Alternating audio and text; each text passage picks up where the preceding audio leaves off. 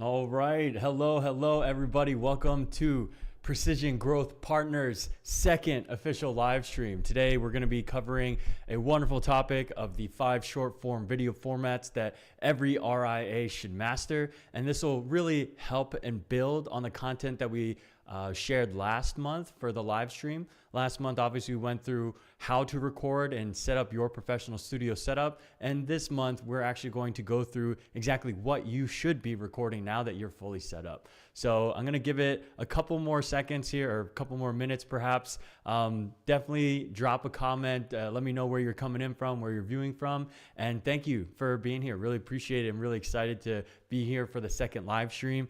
We have a lot of content to cover today, so hopefully you're ready. Definitely take some notes, and by the end of it, you'll be able to start your own content, use our template, plug and play for your specific content that you want to start recording, and get started essentially immediately. So we got a lot to cover, and yeah, we're going to dive in here pretty soon. So just wanted to say hello and get ready, everyone. Definitely make sure you have some water, something to drink. I'm going to be drinking a lot of water throughout this live stream presentation. There's a lot to cover, like I mentioned, so I'm excited. Dun, dun. Hope everyone's week is going well. Yeah, live streaming. What a time to be alive, huh? All right, I'll transition into our screen share setting. So again, we're going to be going through the same format. I've prepared a slide deck presentation for you guys, and then you'll see my video at the bottom corner here. Hello, there I am, little old me down here in the bottom corner. Again, we'll give it a couple of seconds here, a couple more minutes to make sure we're good on time.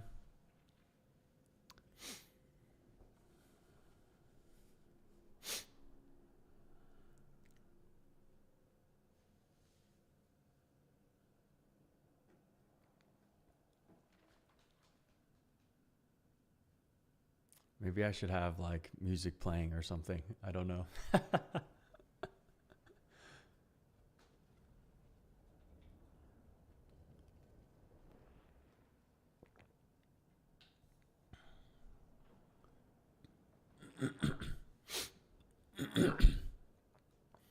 All right, well, without further ado, looks like everyone that will be here is here at the moment. So thank you again for tuning in. And obviously there will be a full recap that's condensed, not the entire live stream, but only the most important parts uploaded as a YouTube video. It should be up by tomorrow. So be on the lookout for that if you're looking for the condensed version. Now, let's just jump right into it. As we mentioned, today's live stream is the 5 short form video formats that every RIA should master. We're going through the types of content that you can always stick to, the different formats that you want to utilize to really provide a full picture of your brand as a whole, whether it be your personal brand or your firm as an entire entity. And these are formats that are tried and true. They've been used throughout the beginning and inception of content creation, and they will continue to stay here. So if you can master these 5, you will be set. You won't run out of content ideas, and you'll feel comfortable, confident, and you'll resonate with your audience. So let's get into it. First, I briefly want to discuss what we went through last live stream. And again, last live stream, we built your home professional recording studio from the comfort of your own home. We shared recording best practices, camera angles, lighting tips, different forms of your positioning and how you should frame your videos. We also shared video thumbnails and nameplate templates that you can use. They're plug and play. You can utilize them right away. And lastly, we went through equipment recommendations. So if you're interested in any of this or missed it, there's a condensed version on YouTube as well as the full live stream. Now in today's live stream, we're going to be going through, again, the video formats to master for RIA growth. These are your tried and true pillars of content that you will be using time and time again.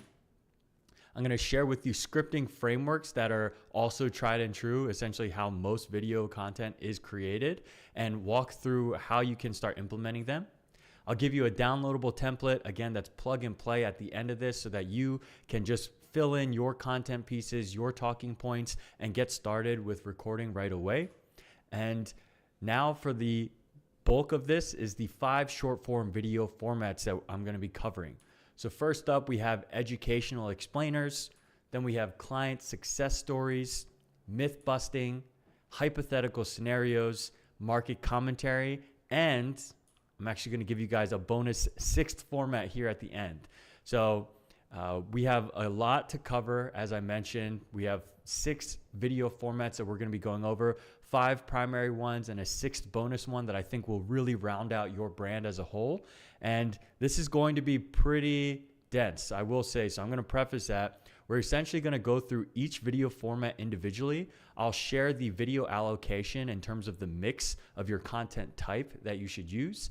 Then I'll go through what the format is, what it actually means, 3 examples of how you can implement it, as well as compliance tips that you can use so that you are compliant and you keep your brand, your firm safe from any regulatory potential issues or complications. We want to avoid that as much as possible. So we're going to go through each of those. And again, if you have any questions throughout, just drop a comment. I should be able to see that. Let me just check real quick to make sure I am on top of any questions that people might have. I'm going to pull up the live streams here so I don't miss a single comment that you should use. Oh, sorry, the volume on those are going at the moment.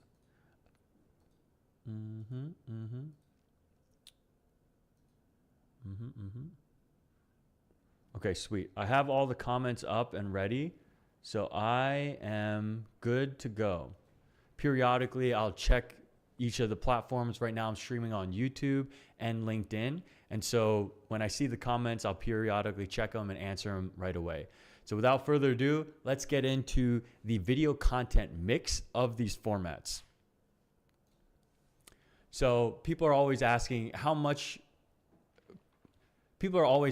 what types of content I should create and how much of each type of content. So that's this generalization. This is kind of a broad guideline on how much you should be allocating in terms of your video content mix to the content you're posting. So the biggest one that's going to be your bread and butter is educational explainers at 40%. Then you go into hypothetical scenarios at 20%, client success stories at 15%, myth busting at 10%, market commentary at 10%, and the bonus 6th format that we'll go over is only going to account for about 5%, but I will say I believe that this 5% is what's extremely powerful and will help bring your content and your brand to life and truly land and stick with your potential clients. So first up, we have educational explainers. Like I mentioned, this will be about 40% of your content mix, and this is essentially teaching financial concepts, processes, and strategies in simple terms. Now, the key here is simple terms. I understand that your world of financial advising, wealth management, it's a really complex topic. There's so many nuances, so many exceptions, restrictions, limitations, and the numbers are always changing every single year. But the point is, when you're looking at short form video, you want to capture attention and give people something that they can latch onto after they've watched the video. So the simpler it is, the better it is, because people will be able to understand it, feel like the concepts are approachable, and you are the advisor that's essentially translating those complex topics into something that is palatable. So in terms of examples, one example that you can use is how 401k rollovers work for new retirees. Now, again, this concept is obviously pretty broad, and 401k rollovers has an endless list of criteria, requirements, and stipulations within it. And so a recommendation here is, even if a concept is really complex, you want to break it down into simpler terms and simpler pieces. And if you really do need more than one video, I highly recommend creating a series. For example, a part 1 of 5 breaking down 401k rollovers, part 2 of 5, and continuously build on the complex topic by having each individual video being approachable and palatable. A second example here is Roth conversion strategies for high earners that are 60 plus. Now, what you'll notice is each of these topics, you're starting to qualify your audience with the title, with the topic. The first one was for new retirees. The second one is for high earners that are 60 plus. And so your audience will filter themselves out based on if they fit or if they don't fit. Last example here is breaking down the blended retirement system, the BRS, for veterans. This is a retirement policy and retirement system specific to veterans. And this leads me into the pro tip when it comes to educational explainer videos. The more niche, the better. Okay? This is where you're really going to stand out and differentiate yourself from your competitors. As you have probably noticed, the amount of financial advice that's coming out from these content creators or influencers that don't necessarily have the experience and or pedigree that you have built, they're at the forefront of reaching your audience, and a lot of the content they cover is general. For example, if we look back at that first example, this is a very general statement. 401k rollovers, most people are familiar with 401ks, and new retirees is essentially everybody, right? But if you look at the third example, blended retirement system for veterans, you are really honing in on a niche, right? This is veteran specific. And so if you can start differentiating your content and your firm by focusing in on a specific niche, you'll really speak to and resonate with that specific audience, and you'll become the go-to advisor, the go-to firm for your niche. So that's a pro tip here. In terms of compliance tips, when you get to educational explainers, the first thing is, again, you want to lean on educational and fact-based. This is not the place where you want to start sharing your opinions or, thoughts on where things could be. You really want to lean on education and make sure you're fact-driven. That's what's going to build that trust with your audience, because you are the liaison between the complex financial topics and their understanding of them and how they might be able to implement it or consider it in their retirement planning. You always want to cite sources when applicable. And I quoted here IRS and SSA.gov specifically because those are the universal, this is what we need to abide by, and they're always updating their documentation. I always tell people, yes, you might find sources, for example, from Fidelity, Charles Schwab, other competitors. The issue with citing them is they might be wrong. They might have an incorrect reference, but more than that is you're doing free marketing for them. If you cite a source from a competitor, an audience member that watches your content and looks at the references, they might just go to that competitor's website and work with them instead of you. So rather than doing free marketing for your competitors, stick to the concrete fact-based areas where they have proper documentation and it's fully detailed, which are the government-powered websites.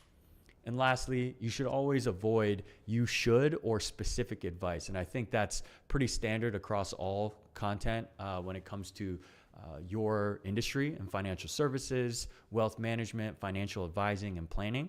So that's another thing you want to keep in mind. Now, moving on, we're going to go to the second format for hypothetical scenarios. This is going to cover 20% of your content mix. And this is essentially walking through hypothetical situations to showcase your methodology. Actually, give me 1 second. I'm going to make sure I didn't miss any comments, just so I have everything answered if people are asking. Okay, awesome.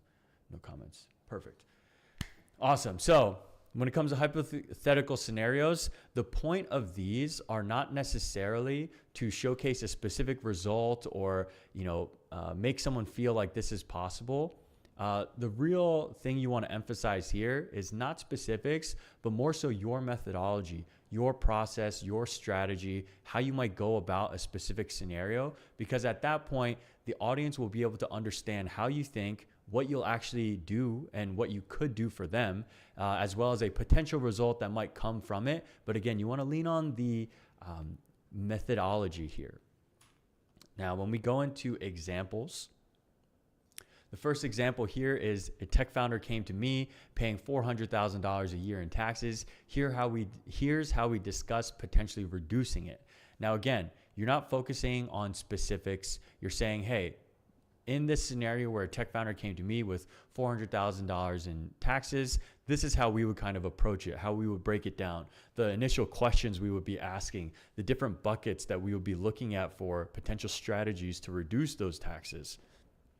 And again, you want to be anonymous. You don't want to focus on the $400,000 a year to say that, we'll save you X amount if you work with us. That's not the point here. And those are generally compliance red flags. What you really want to do here, again, is focus on the methodology, your process. Another example here is, say, for example, you're considering retiring at 73 versus working a year later or one more year. Here's how it might impact your required minimum distributions. Now, RMDs, the RMD policies have changed significantly from what I understand this year. And so there are a lot of questions surrounding RMDs. When do I need to take them out? When does it make sense for me to retire? I don't want to retire. What does that mean for my RMDs? And so this is your opportunity to share this hypothetical scenario that likely applies to a lot of individuals, and then walk through the different processes, the different strategies you might think through and discuss to really understand if for one specific scenario, taking the RMDs at 73 makes sense, or at 74, or working later, and what those scenarios are. And lastly, another hypothetical scenario could be if you passed away without a trust. This is what the probate process could look like.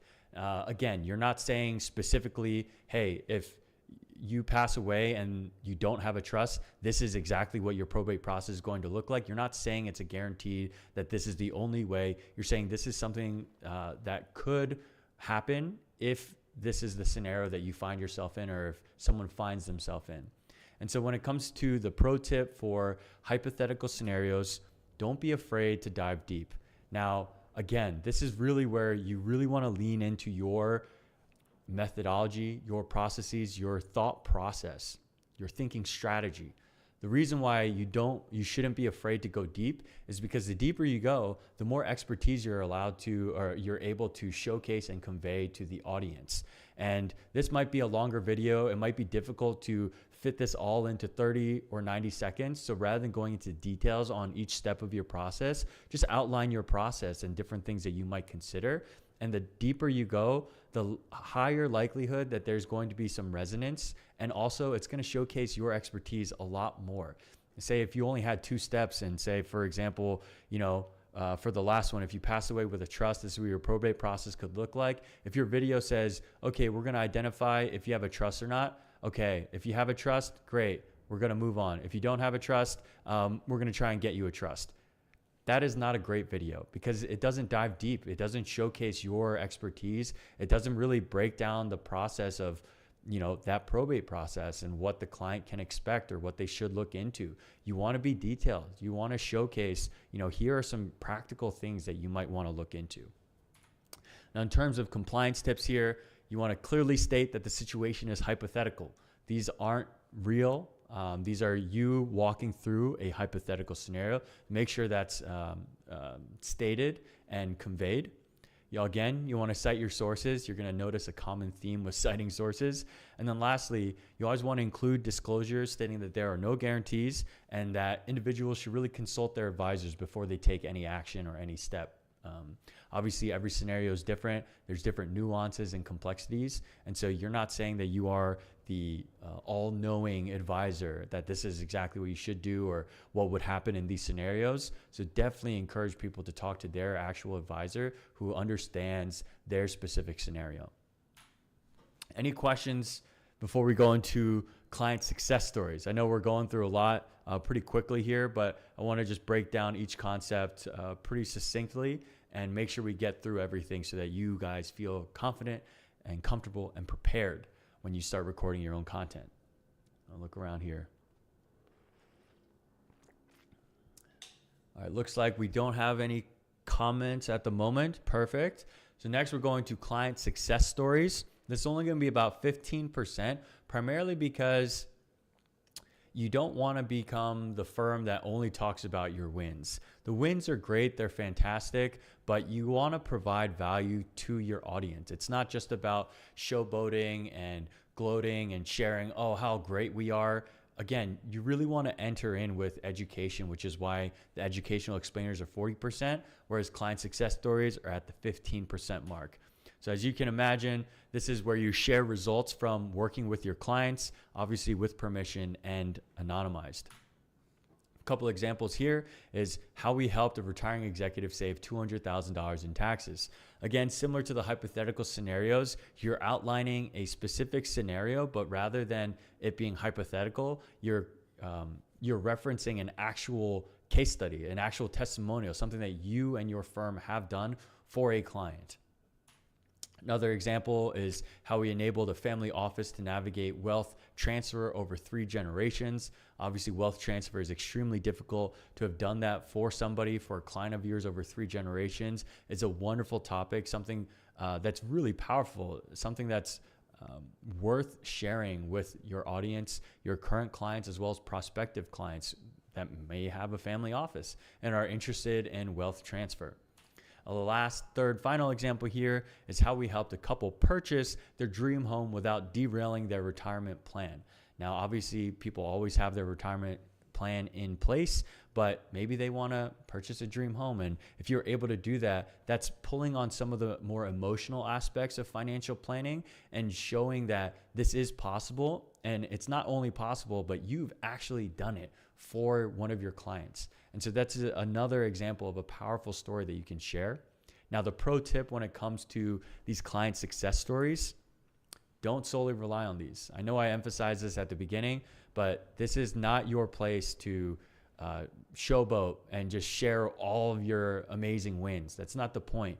The power in these client success stories is, one, showcasing that you don't just talk the talk, you can walk the walk, but also you want to bring weight to these success stories. If you're only posting about success stories, the value and the weight of each one kind of gets reduced. It starts to diminish. And so these are left solely for those primary examples of, hey, if one person could know something about my firm and some of the best stories we've had, these are the top 3 that I would want to convey, or these are the top ones that I want to showcase that shows our expertise, the ones that we're the most proud of, and the ones where our clients are our superstars.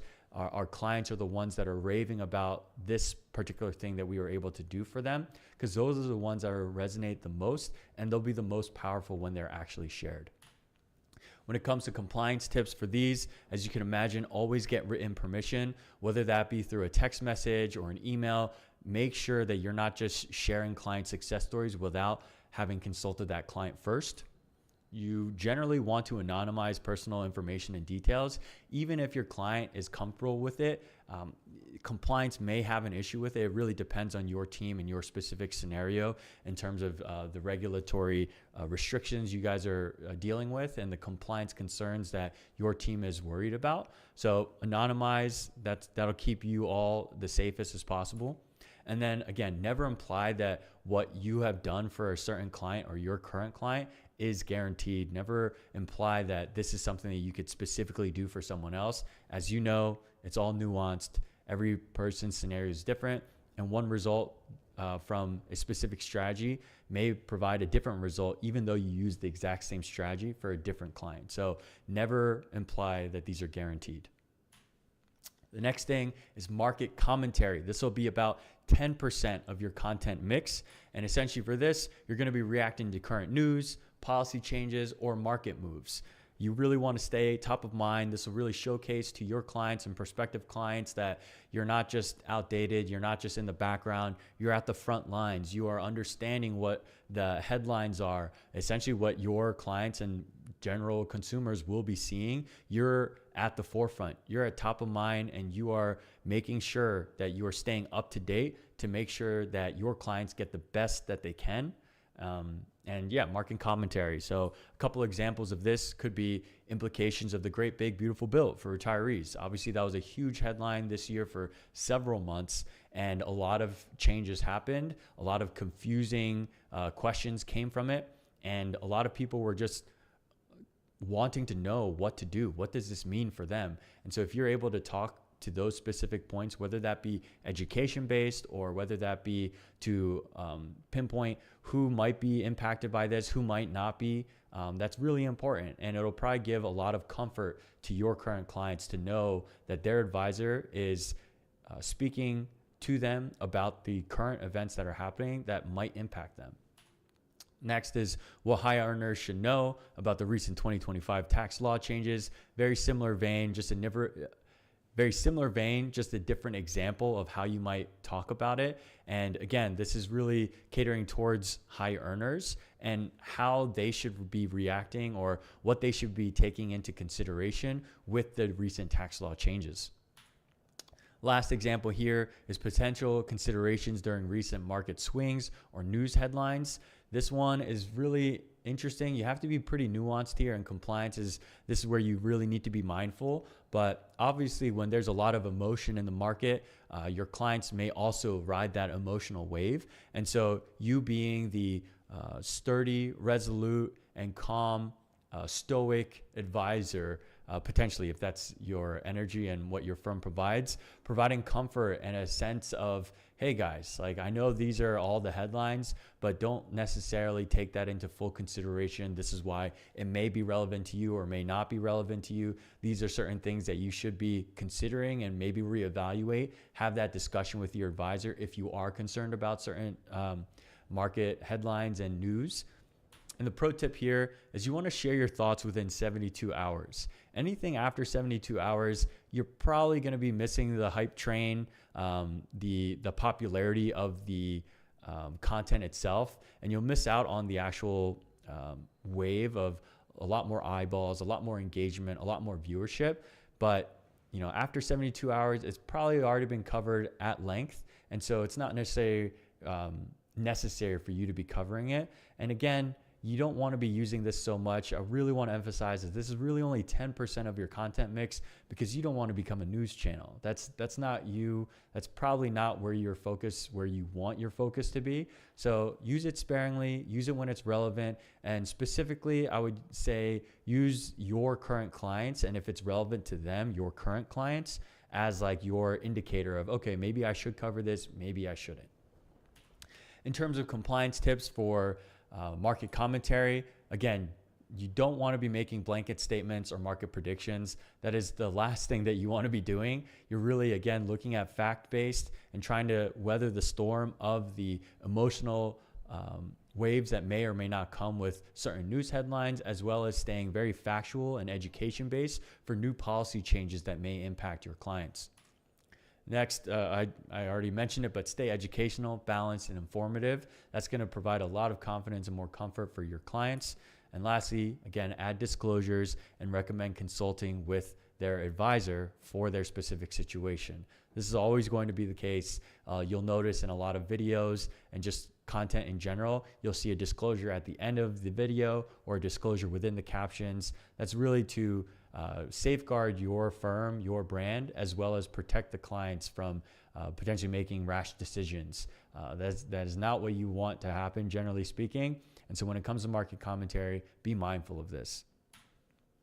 Any questions before we go on to myth busting? Let's see here. No comments here. No comments there. All right, we're good.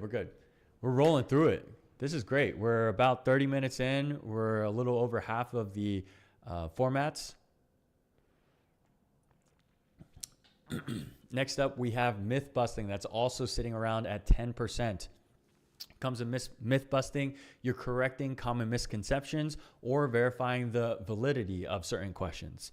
So examples that come to mind here are Social Security myths I hear too often.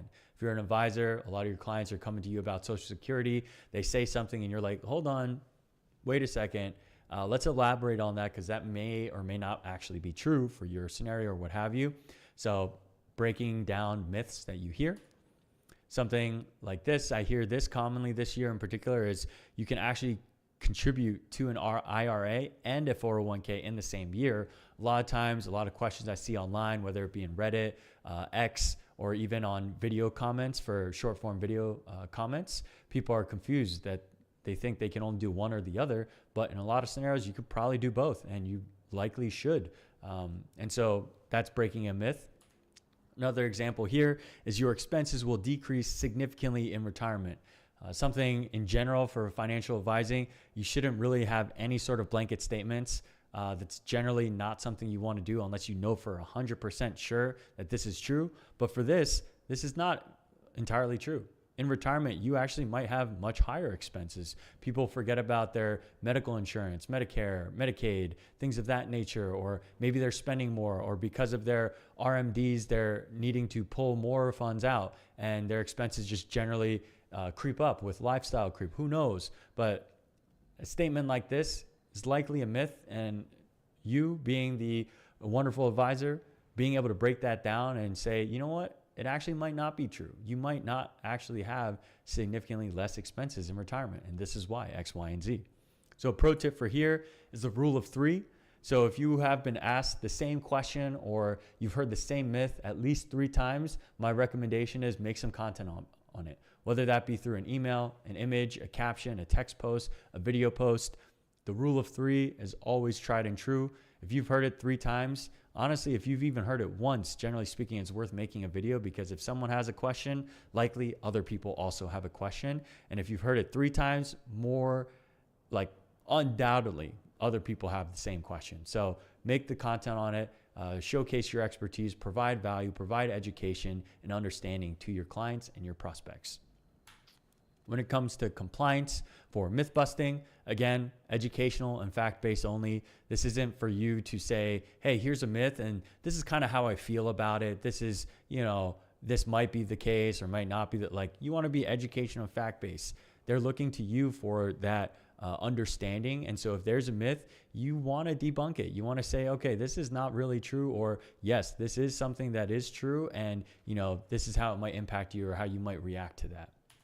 Again, you want to cite your sources. If you're busting a myth, you better have a cited source to back up why you say this is a myth or this is not a myth. And again, sticking to the government universal documentation is likely your best bet. And then lastly, you want to avoid hyperbolic headlines. Lean into the more informative perspective. You don't want to say, if your goal is to bust a myth, adding hyperbole to it will just add to the facade of a myth and make it maybe larger than it really is. So in general, you want to avoid hyperbolic headlines. This will keep your compliance team happy and more likely to approve the piece of content. And also, you won't be known as the advisor that's just looking for clicks or engagement or to really hook people with hyperbole. All right, so that covers myth busting. Next, finally, this is our bonus 6th video format for short form video.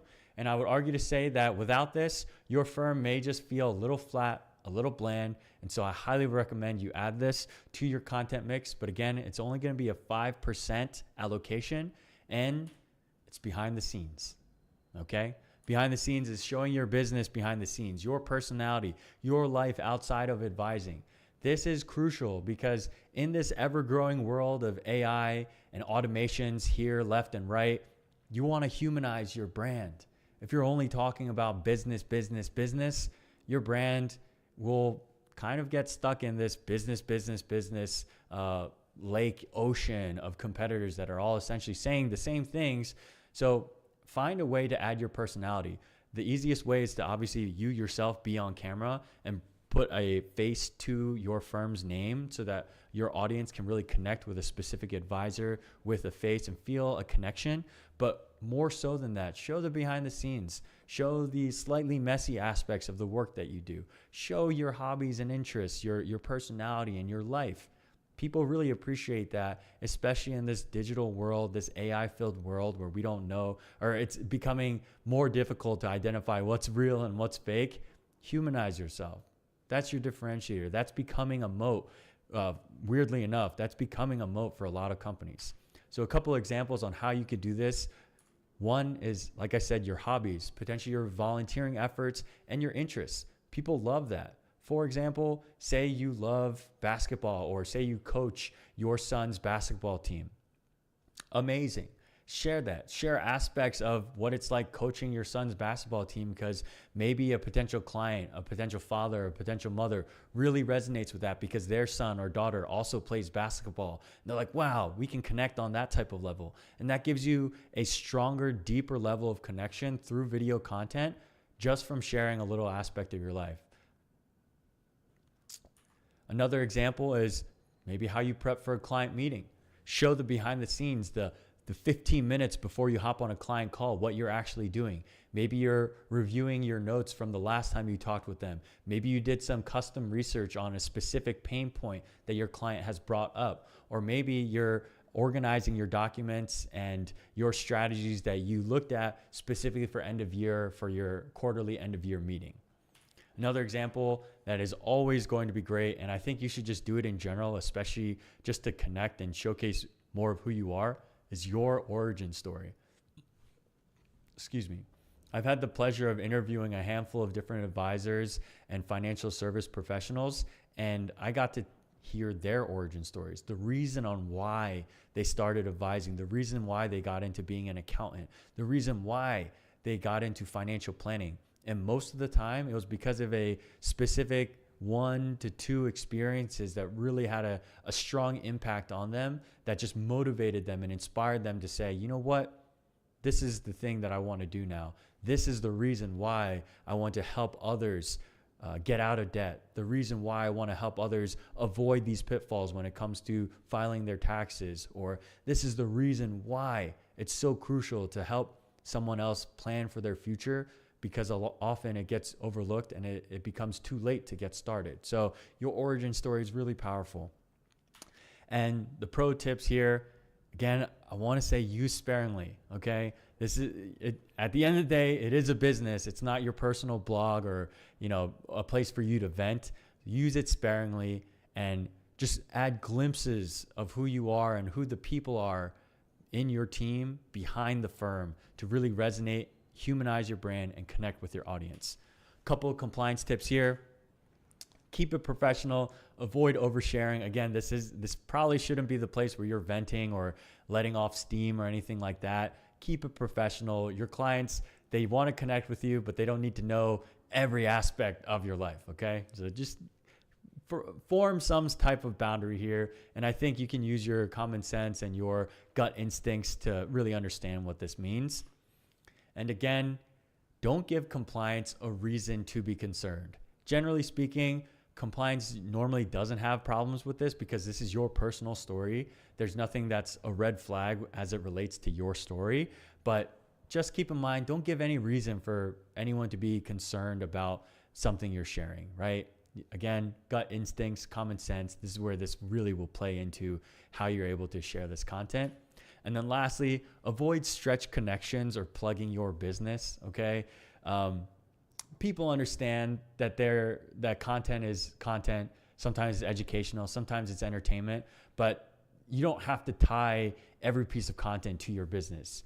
For example, if we go back to your son or daughter is on a basketball team and you're the coach for it, you don't need to tie in that experience with, I coached my son or my daughter's team and it's been really great, and it just shows why it's so important to be a team, and that's why you need a team to help with your financial advising, and we can be that team. Like, no, come on now. We don't need to make those stretch connections.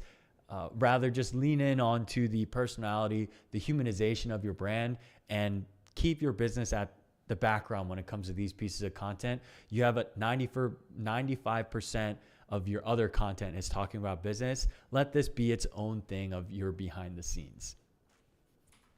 All right. So now we just covered not 5 short form video formats, but a bonus 6th video format. So those are the formats you should learn to master as an RIA to start creating consistent content that really resonates. And now we're going to be looking at how to actually script your content with some concrete examples. And then we'll end with the template that you guys can take, download, and use immediately. It's plug and play. Before we get into scripting your content, I know we went through a lot. Does anyone have any questions or comments? I'm going to look through LinkedIn and YouTube, as well as take a sip of water. All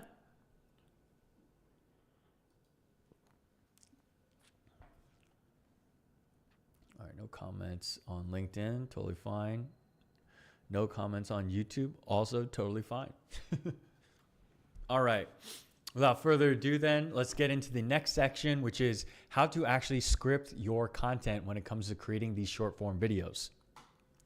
So this is the standard framework that I use for my own content that I've always used when I was creating content for gaming, for fitness, for anime, for business, for entertainment, for social media, and now for Precision Growth Partners. It's going to be around 30 to 90 seconds. First, you're going to have a hook that's about 5 to 10 seconds, can be shorter, can be longer.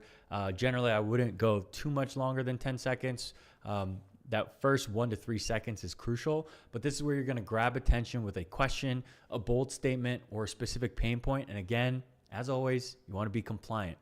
The next part is the body. This is the meat and potatoes of your content, generally around 30 to 60 seconds long. And this is where you actually deliver on your hook. Now, this is really important. A lot of times people fall into the trap of creating a really great hook that really captures someone's attention, but then the rest of the video actually doesn't address that hook or doesn't fully deliver on the hook. And that breaks trust. You know, if you're saying, hey, this is the hook, I'm going to teach you X, Y, and Z, and then you actually don't teach X, Y, and Z, trust immediately dissolved, immediately gone. You want to deliver on the thing that you caught their attention with. And here, I want to emphasize, use 1 to 3 main points to really drive home your message. Keep it simple.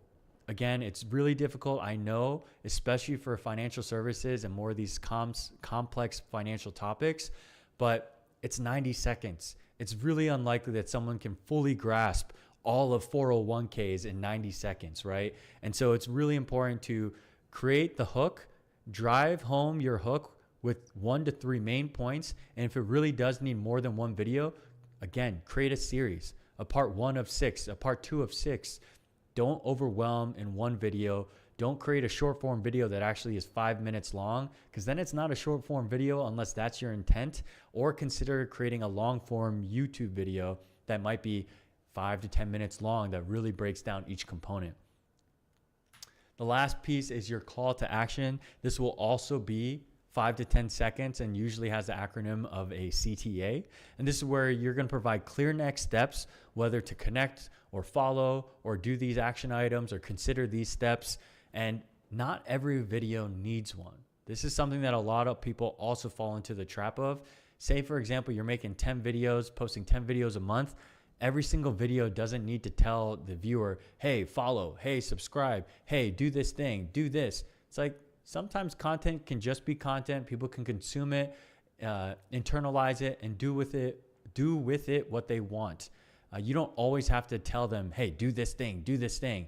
People understand you're providing this content, you're sharing this video, this entertainment, this education, because you're hoping to get more viewers, hoping to get more follows, more subscribers, more business. People understand that. And so it's actually better to not have CTAs in every single video. Maybe it's every other video. Maybe it's every 4 videos, or maybe it's only for videos that are really powerful and really stand out. But again, you don't need to have every video talking 10 seconds or 30% of that video is you plugging yourself or your business. It's not necessary and could actually hurt your brand and trust in the long run. So without further ado, with that being said, let's actually go through some scripting templates and some examples that we can actually talk about. So first example is going to be an educational explainer. The topic is going to be direct versus indirect rollovers. And with each of these, I'll break down the hook, or a potential hook, a potential body, and a potential CTA, and we can walk through exactly what that means. And so for the hook here, I'm saying a hypothetical scenario, and it's an educational explainer because we're breaking down direct versus indirect rollovers. It's 2 people retired on the same day, both rolled over their 401ks, but one of them got hit with a surprise tax bill. Why? And that intrigues people. It's like, oh, they did the same thing. What happened? How come one person got a tax bill, the other person didn't? And this is where your body comes in, where you contrast retiree A, who did a direct rollover, versus retiree B, who did an indirect rollover. You can go into the nuances of, maybe the employer essentially withheld a portion of that rollover for tax purposes. You have 60 days to redeposit it, but they didn't do that, and that's why the tax bill happened. This is where you use the 1 to 3 main points to really drive home on the hook on why one person had a tax bill and the other didn't. And then the last CTA, review with your advisor before taking action. maybe in your specific scenario, an indirect rollover could make sense. More likely than not, it's probably not in your best interest, but who knows? So it's definitely important to consult with your advisor before you take action, or if you're anticipating needing to do a rollover. Example 2, we have the hypothetical scenario. Topic here we're going to cover is the cost of waiting to update beneficiaries. So for example, say a spouse passed away with $800,000 in their 401k, but they didn't have proper beneficiaries set up, so the surviving spouse might not be able to touch it. So let's say a wife passed away. She had $800,000 in her 401k, and her husband that was still living didn't have any access to it. Why'd that happen? Now, the body of it is the account was set up decades ago, and the wife set it up with her mother as the beneficiary. And so when she passed away and never updated those beneficiaries, the living spouse, the husband in this scenario, was not able to access it. And it took years or months or years of legal battle, negotiations, and stress on the whole family to really get those funds to the husband that needed it after his wife passed away. And the CTA here could be simply periodically check and update your beneficiary so you don't run into that headache. 10 minutes now could save you months of stress in the future potentially. The final example here we'll go through is a myth buster. So for this, the required minimum distribution age, the age rule, that's changed. And so the hook here is retirees still think they have to start taking RMDs at 72. And then you say the rule has changed. And then this is where you have the 3 main points of the Secure 2.0 Act updated those ages. There are also still working exceptions that may apply to you as well. And depending on your year of birth and when you were born, you may or may not need to take those RMDs at the age that you initially thought. And so the CTA here is double check your age, plan type, and your working status before taking any actions, because this could save you in the long run as well. And again, Mythbuster, stick to the facts, make sure you cite your sources, stay compliant, and really lean on the educational aspect to really build that trust with your audience. So I know we quickly ran through 3 separate examples. I'm actually going to show you the template that you can now use that includes these scripts as well as the plug and play template that you can just start writing your content in, the talking points that you have, and it'll be available for download. It's just a Google Doc. So let's get into it right now. I'll go to click to download. You should see my screen.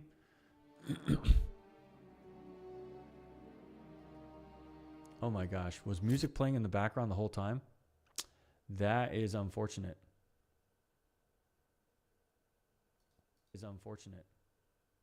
Oh no. Give me 1 second, everybody. Oh no. Give me 1 second, everybody. Oh no. Give me 1 second, everybody. Oh no. Policies have changed significantly from what I understand this year. I'm just going to really quickly a lot of questions surrounding RMDs. When do I need to take them out? When does it make sense for me to retire? I don't want to retire. What does that mean for my RMDs? And so this is your opportunity to share this hype. After 72 hours, you're probably going to be missing the headphones real quick. The popularity of the content itself, and you'll miss out on the actual wave of a lot more eyeballs, a lot more engagement, a lot more viewership. But okay, maybe we avoided crisis. That would be fantastic, hopefully. And so it's I apologize. I hope you didn't hear background noise the entire time. Goodness gracious. Oh gosh. All right, we'll deal with it. No worries. Let's go through this template. All right, so I'm going to zoom in here. This will be available to download. Let me just share this with you guys right now. Copy the link. I'll send it in the chat. It's in the chat in YouTube. It's now in the chat for LinkedIn as well. Awesome. Okay, so let's break down this entire template. And if you're curious, the way you would use it, it's only view only. So when you go to click on the link, you'll hit file and then you just say make a copy. And then that'll essentially take that entire document, make a copy of it into your own Google Drive, and you can name it whatever you want, start editing it at your leisure. So these are 3 compliance approved video scripts for RIAs, essentially the 3 examples we just walked through. And this is an editable template from today's live stream. So it gives you an overview of what this document is for, how to use the document. So review the 3 example scripts, scroll to the blank template section, make a copy of this document with file and make a copy, fill in the blanks with your own content, and run scripts by your compliance team before recording. And then obviously you go ahead and record your content. What's included, part 1 is again, those 3 full compliance approved example scripts that we walked through. And, we'll showcase those, essentially the 3 that we just walked and talked through. And then part 2 is blank script template sheet for you to use and fill in. And lastly, there's a bonus compliance best practices, red and green flags that I've used that are now a part of our compliance database, so that we run all content through that before we submit to our compliance team to make sure that we have the best chance of a quick revision process, a quick review and approval process. So first up, part 1 is the example scripts. Again, educational explainer. You have the topic, the suggested video length, the hook that we discussed. The body here goes into more detail. So these are the 3 talking points that we would go over in that video. And then the CTA that we would also share at the end. There's some compliance notes here. Again, educational fact base, no you should language, encourages consulting with a professional, and it avoids specific recommendations. Example 2, same format. Again, we have this. The body is expanded so that you can actually see what talking points we might actually implement. And then there's a CTA and also custom compliance notes for that specific video topic. And then the third example here, we have the RMD age rule. As you can see, it's the same video length, same topic. Here's the hook. Here's the body with the specific points. And so, yeah, based off of the Secure 2.0 Act, if you're born between 51 and 59, your RMD start at 73. But if you're born in the 1960 or later, they actually start in 75. And on top of that, we added this exception for the percentage of owning your company and the specific rules that are associated with that, as well as your current employer. And then again, there's a CTA. There's a CTA with compliance notes as well. Now for part 2, this is the blank template. This is essentially what you'll be using, typing it in, print it out, whatever you need, whatever works best for your processes. But here you fill in the topic, what topic you'll cover. You'll check off what type of format type this is. The video length, this is universal for a short form video, generally 30 to 90 seconds. The hook, a reminder of what the hook is. You can fill it out right here in the lines provided. The body, again, what the body is. Your point or step 1, step 2, step 3. Step 4 is optional. Honestly, all of them are optional. I would just at least have 1, but generally 1 to 3 is always good. Your CTA, and again, you don't need to have a CTA every single time, but you can fill that in here as well. And then a quick compliance checklist to make sure your content doesn't break any of these. So, it's a checkbox, verify that, education and fact-based, know you should language, all this. We've already went through this at length. And then finally, this is the bonus compliance best practices. This is like what you should never really include. This is what you should always include. And then lastly, different ways. If you're an independent RIA, you can talk to me. Here's a discovery call. This is obviously my plug. Up to you. I would love to talk to you guys and see how you might implement this, or how I could help you implement it, or just talk strategy on what you should do or things that you could take care of.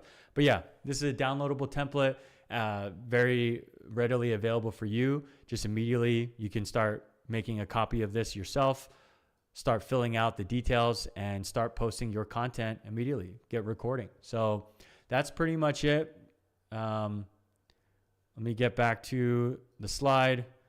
Does anyone have any questions? I know we covered a lot. It was pretty dense topics, but any questions for anybody here?